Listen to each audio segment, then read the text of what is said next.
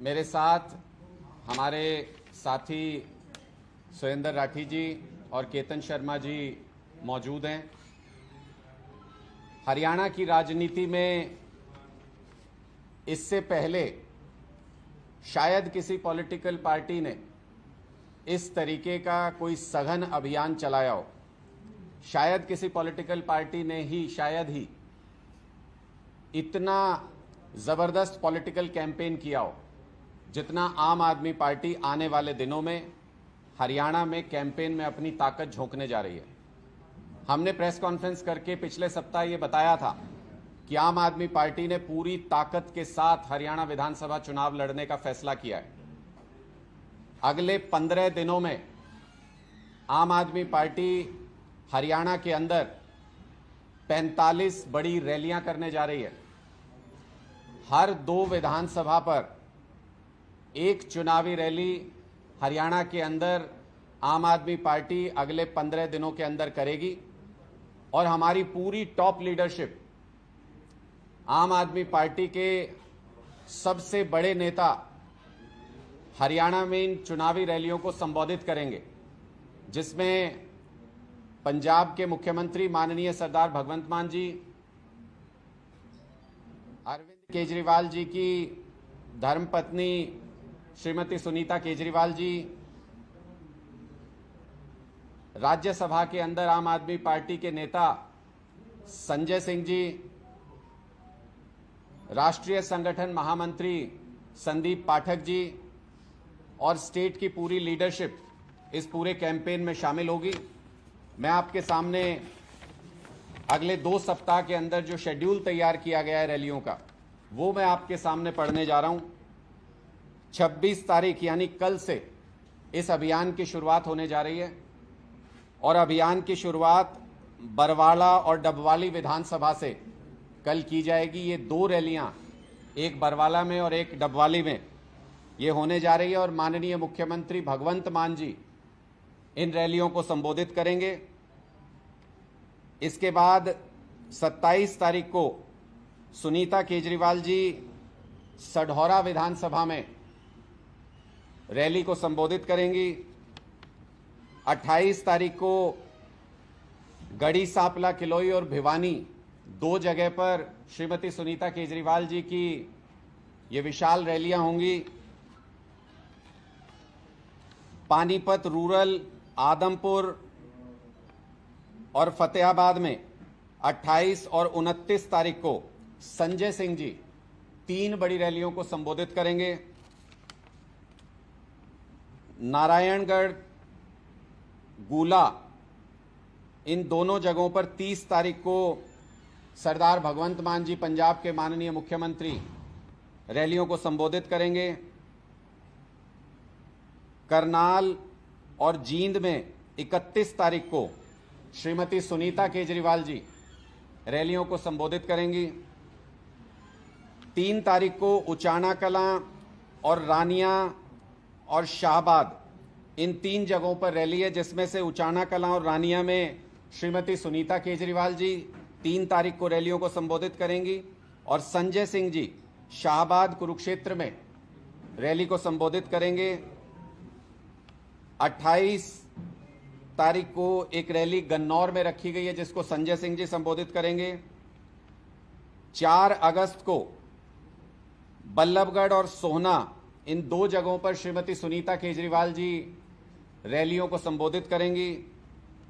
4 तारीख को ही सोनीपत, असंध और पेहवा में सरदार भगवंत मान जी, पंजाब के माननीय मुख्यमंत्री, 3 रैलियों को संबोधित करेंगे और 4 तारीख को ही संजय सिंह जी भिवान, महेंद्रगढ़ और रोहतक में 2 रैलियों को संबोधित करने जा रहे हैं।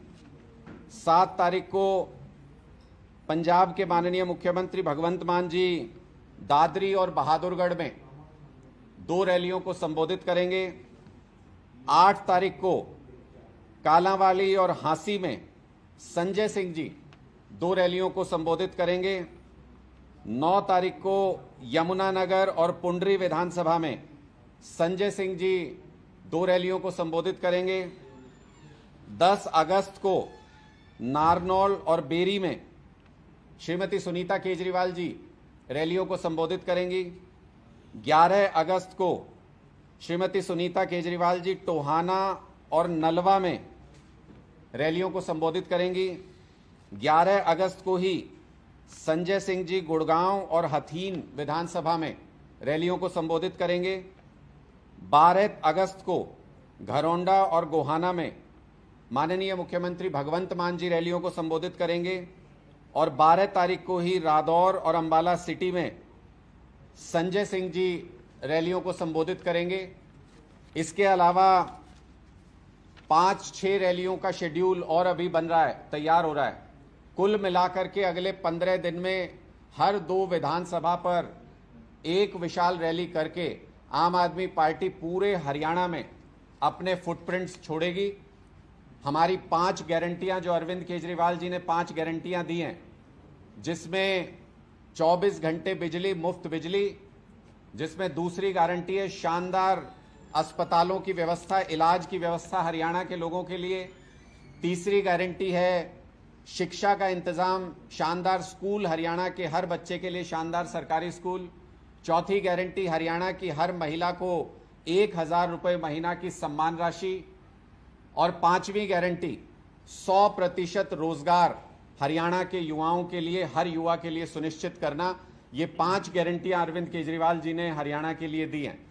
आज से पहले जितनी भी पार्टियों की सरकार रही, वो कोई भी ये मूलभूत जरूरत हरियाणा के लोगों की पूरी नहीं कर पाया।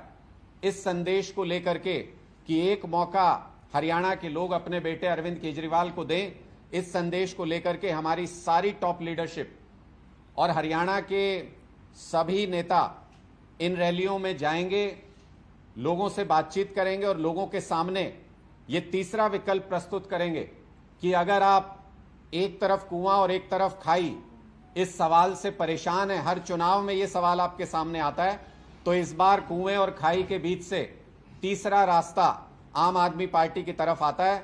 बाहें खोल करके आम आदमी पार्टी का स्वागत कीजिए और आम आदमी पार्टी अरविंद केजरीवाल जी की इन 5 गारंटियों को पूरी ताकत से हरियाणा में पूरा करने की कोशिश करेगी।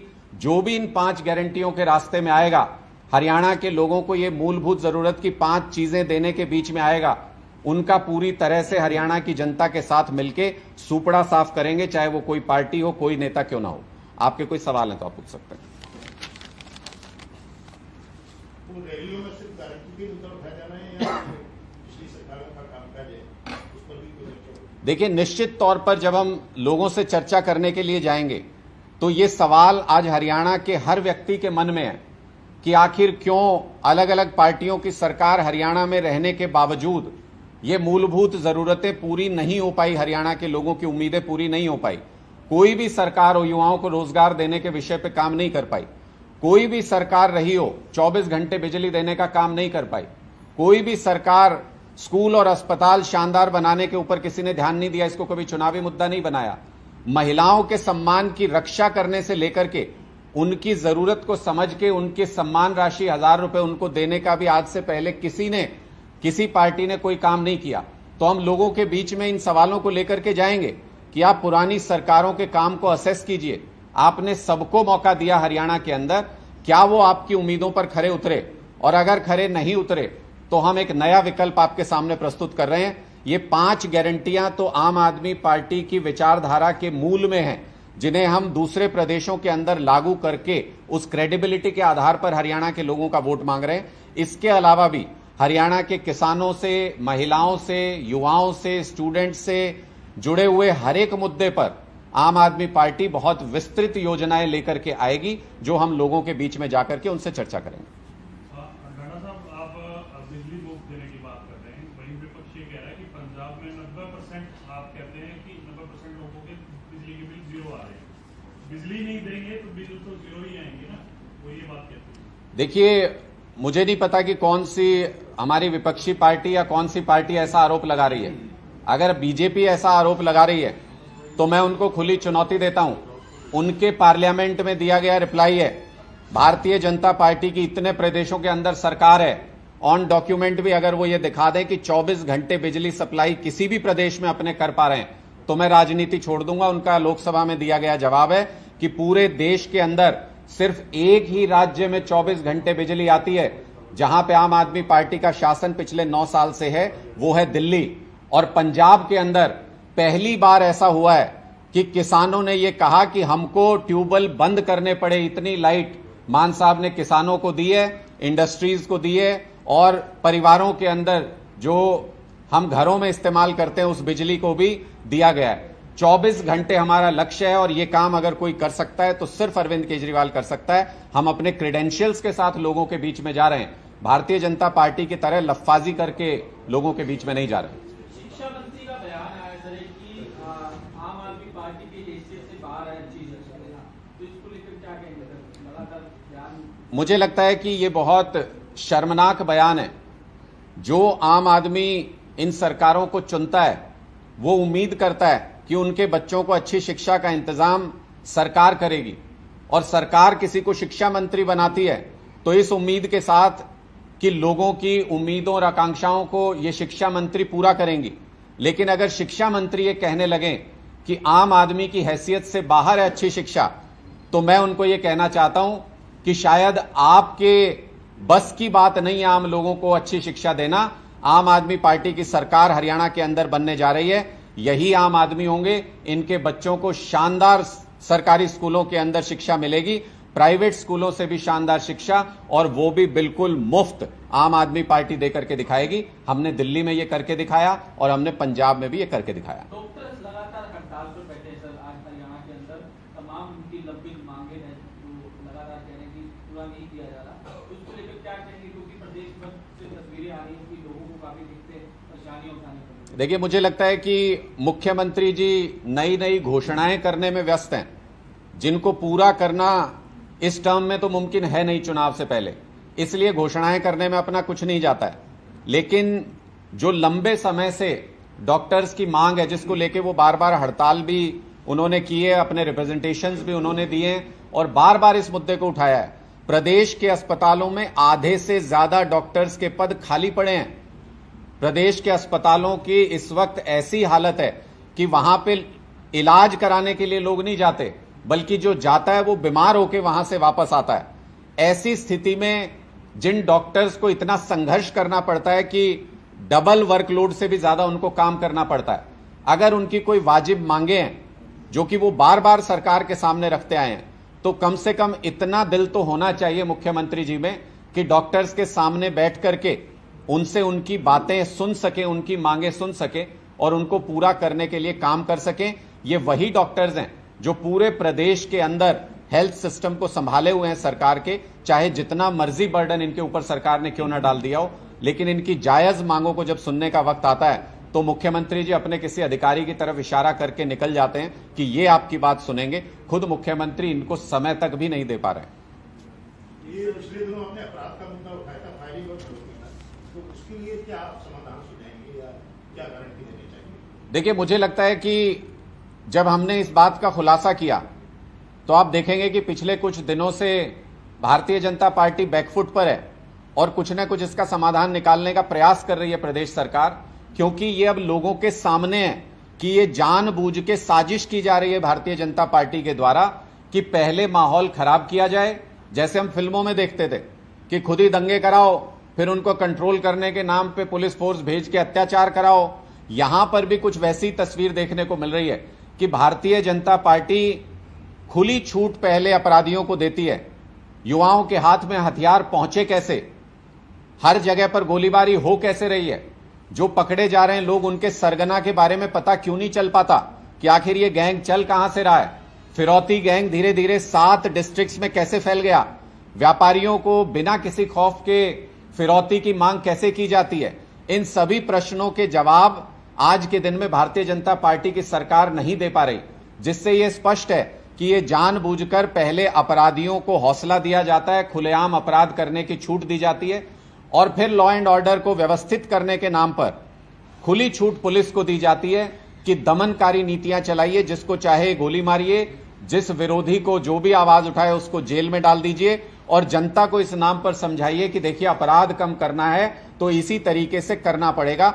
लेकिन बहुत स्पष्ट बात यह है कि एनकाउंटर करने की नौबत तब आती है किसी भी सरकार में, जब अपराधी इतने बेखौफ हो जाएं कि वो पुलिस के सामने तमंचे और बंदूक उठा के खड़े हो जाएं। पुलिस और व्यवस्था का काम है कि अपराधियों के मन में ऐसा खौफ बना रहे कि वो अपने हथियार उठाने से डरें और पुलिस को सीधी चुनौती देने से डरें। आज के दिन में वो खौफ अपराधियों के मन में हरियाणा के अंदर है नहीं, और इस बर्बादी की कगार पर पहुंचाने की जिम्मेदार खुद भारतीय जनता पार्टी है। जी, आपने ये जो कैंपेन आप जो कल से रैलियां जो शुरू कर रहे हैं, लगातार रैलियां 15 दिन में करने की बात कर रहे हैं, जिसका पैमाना किस तरीके से तय होगा, क्योंकि फिर कहीं ऐसा ना हो आप कार्यकर्ता सम्मेलन बताने लगे उस बात में। देखिए, ये जनता तय करेगी। हमने जब हम पूरे प्रदेश के लोगों के बीच में जा रहे हैं और जब लोगों से संवाद स्थापित करने की बात कर रहे हैं, जिस कद के हमारे नेता हैं उसी कद के कार्यक्रम होंगे, आप निश्चिंत रहिएगा। और हरियाणा के लोग आम आदमी पार्टी को किस कदर पसंद कर रहे हैं, इसका एहसास भी आप लोगों को इन कार्यक्रमों के जरिए होगा, क्योंकि हम जो बदलाव जनसंवाद अभी हरियाणा के सभी 7,000 गांवों में करके हटे हैं। हमने लोकसभा चुनाव के तुरंत बाद हरियाणा के सभी गांवों में बदलाव जनसंवाद किया और अभूतपूर्व समर्थन लोगों का हमें मिल रहा है। मीडिया में क्या चलता है, क्या माहौल बनाया जा रहा है, किसका किससे मुकाबला है, आम आदमी पार्टी इन सारी राजनीति में नहीं पड़ती है।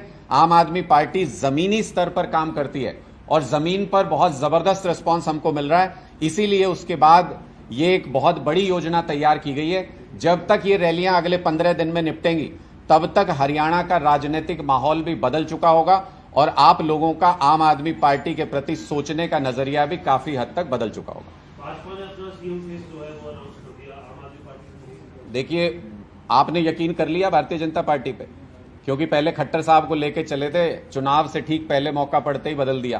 तो ऐसा तो नहीं कि हालत खराब देख के विधानसभा चुनाव से पहले फिर से कहे कि हमने सुपर स्ट्रोक लगा दिया, मास्टर स्ट्रोक लगा दिया, फिर से तो नहीं बदल देंगे ये जो अभी घोषणा हुई है। तो इसलिए भारतीय जनता पार्टी से पहले ये पूछिए कि 75 पार की घोषणा उन्होंने पिछली बार की थी, इस बार कितने पार की घोषणा कर रहे हैं? संख्या क्यों नहीं निकल रही उनके मन से, उनके मुंह से संख्या क्यों नहीं निकल रही? क्योंकि भारतीय जनता पार्टी को भी पता है कि इस बार डबल डिजिट टच करना उनके लिए टेढ़ी खीर है। आम आदमी पार्टी का फेस, वो सवाल तो है। आम आदमी पार्टी का फेस आम आदमी है हरियाणा का। हम उनकी दिक्कतों को लेकर के, उनके मुद्दों को लेकर के इस चुनाव मैदान में उतर रहे हैं। समय आने पर रणनीतिक तौर पर जो सही तरीका होगा, हम उसके बारे में आपको सही समय आने पर सही तरीके से सूचित करेंगे। इस बार के लोकसभा चुनाव में 46 सीटें कांग्रेस, 44 बीजेपी जीती। अपने आप को फ्रेम में कहां देख रहे हो?